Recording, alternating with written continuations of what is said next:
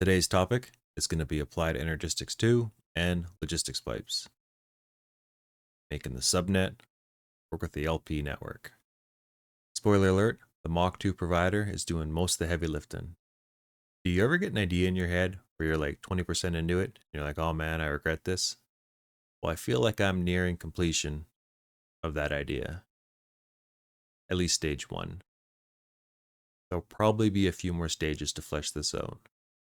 So basically here, I got an 8x8 grid, so 64, plus those 4 on the end there is 68. Different types of seeds from Minicio or magical crops, whatever they're called. I wanted every single one of them to be redstone controlled by a harvester. And every seed that I've planted here is 10, 10, 10, except a lot of these have been bred from just four seeds originally. So it's just the ones kind of in front of here that you can actually read are 10, 10, 10. I'm now trying to figure out the best way to explain this. Looking at the map here, you'll notice there's groupings of 4 at each one of these points. So iron, gold, aluminum, copper, rinse and repeat all the way down to here. Skeleton, slime, spider, wither skeleton, which I haven't unlocked yet. I've actually made placeholders for certain seeds, like the nether star seed. Doesn't have a home yet, or doesn't have a seed yet, rather. And the white is showing the one I haven't configured yet. Figured I would show this one on camera, but here's my groupings of 4 all around this elevator, which is probably going to get replaced now. We got dark steel here. Notice this guy is not running. It's an idle because of the redstone. I break this. It starts harvesting. We click here. I've already preloaded everything. And both 30,000, which we will come to that later. Now the light's off. Of course, this guy's running as these grow. And I don't know if I've mentioned it yet, but you're probably wondering, well, 64 harvesters can't be very, performant? Is that a word? Like, the performance of having 1 or 2 of these going must be a lot better than having 64 of them going. And you're probably right. But this is called an impulsive decision. An impulsive decision that took my whole weekend. So it's good here, too, that I double-check that this is pulsating, because I have misclicked a few of these. And I'm sure that won't be the only error that I encounter. If you are familiar with the ME interface, you'll know they consume channels, like all AE2 devices. So having these harvesters share an interface is kind of an efficiency thing.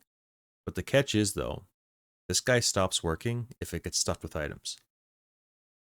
So if I had one of these crops working overtime and one of these crops where I really wasn't using the items, there's a chance that if my ME system backed up, all the items would fill up here. Everything would kind of just clog up and break. So I'm using level emitters below with the redstone signal to turn these off once each quantity of each crop hits 30k. I'm trying to figure out the best way to articulate this little subnetwork I got going on here, what the design philosophy is. I guess we can start here. So I don't want ingredients that I'm not going to use very often clogging my system. Like, look at air. Air essence has like not many uses. So potentially, if I wasn't regulating the levels, it would just overflow and potentially fill up many drives because they're tiny little guys. I routinely see people complain about the AE2 channels and all this stuff. They don't like the types, 1 of 63, but fortunately for me, I only got one type in here. It's aluminum. If we pull this guy out, you'll see the cell workbench lets you partition it. Now you only want to do one, right? Because if you do iron and aluminum in here, you might expect to see one of them overtake the other one. Suddenly you can't store. You know what I'm trying to say. And then you want to name it with the anvil, right? So boom, everything has been organized, and I promise no mistakes. I think I fixed them all. There was a lot of mistakes. We sort by number here, you'll see that, look at that.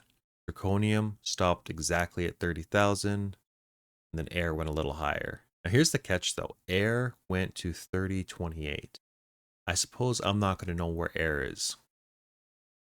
If we look at this map here, we can see, okay, 4, 8, 12, 16, 20, 24. So the 24 is like right here. Air, look at that first one.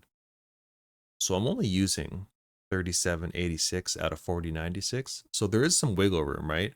And I've done that intentionally. The ME IO port, even though I got AE2 unlocked.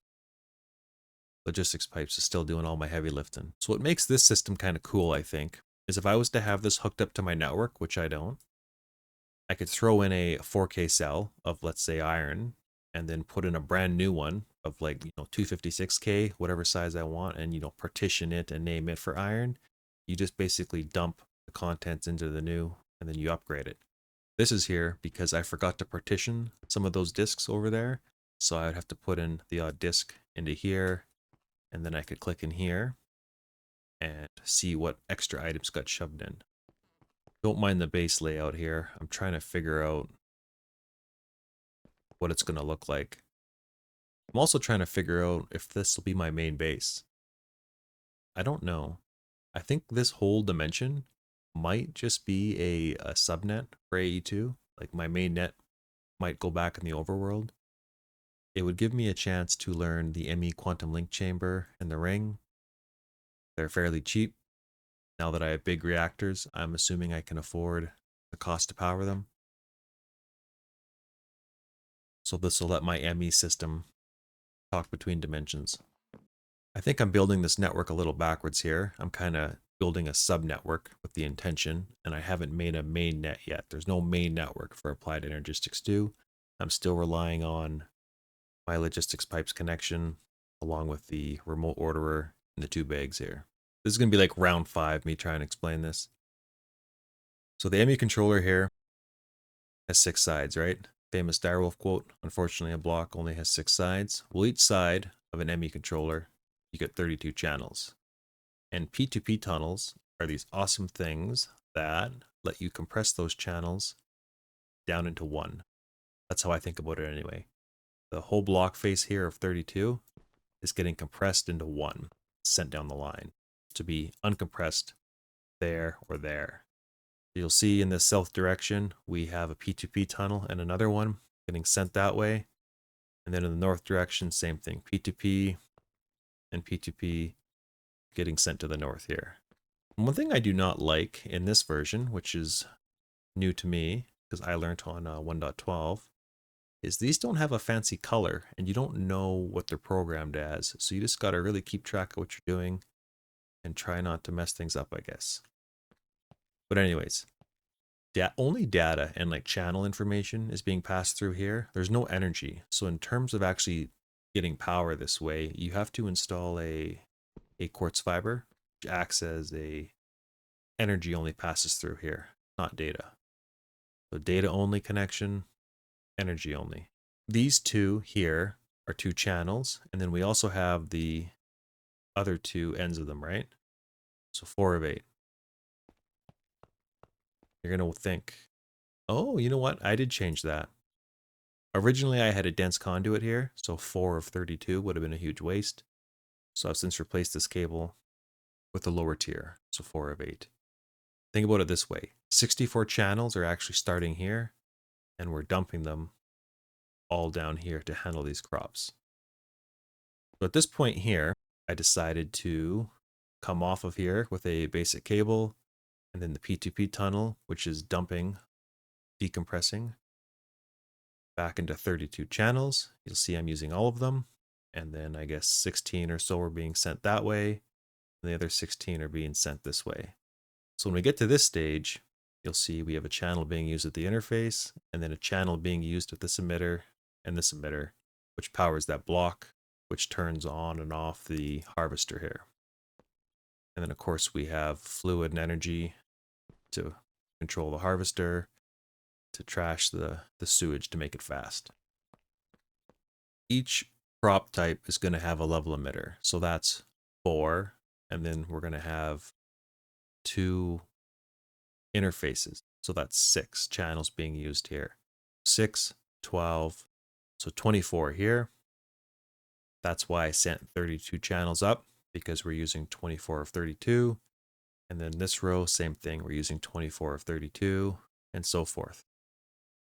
The reason some of these grids have a full 32 being used, like this guy, is because that's actually what those drives and that terminal are talking on. Then over on this one here,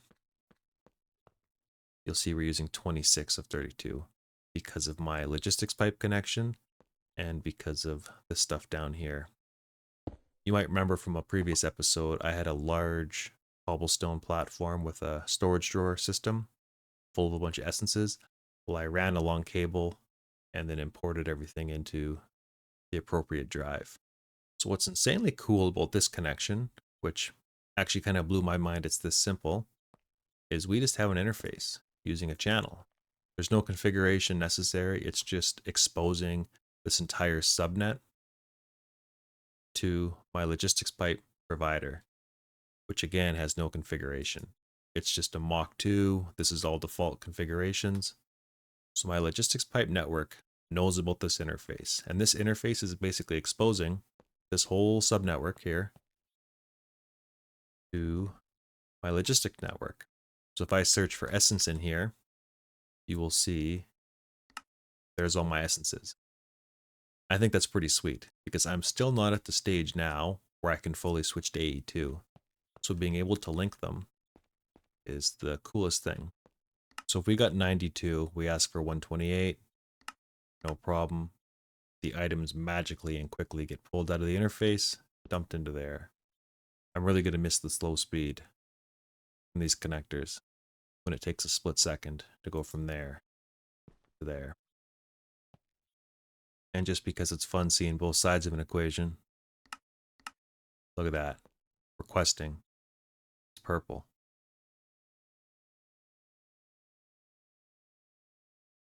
All shot in real time. Pretty quick.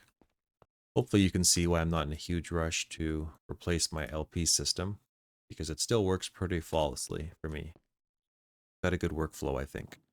This won't be part of this video, but stage 2 of this little subnetwork project here is going to be having all of these essences auto-crafted in this dimension into actually useful items that are sitting in their own partition drawers. I said partition drawers like I'm talking storage drawers. Kind of like storage drawers, but in disk form, in data form. So I'm thinking maybe I can jam all these, in the corner of these rooms. I haven't quite figured out, what this is all going to look like. I have this square to build in. That's going to be the restraint that I set for myself. What is this? 6 times 6, maybe 6 times 7, 7 times 7, 49. Ooh, we're doing math here. It's getting rough. Speaking of chunks, if I was to set 49, oh, look at that. I already have some of this chunk loaded. I doubled it, rather. I think it was 50 right to 100. So we're in dimension 77 at 1.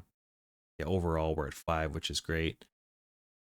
That's the cool thing about this world. Even though it's old, it's still performing really well, because right now my base isn't generating anything. Everything's off. All the levels are satisfied.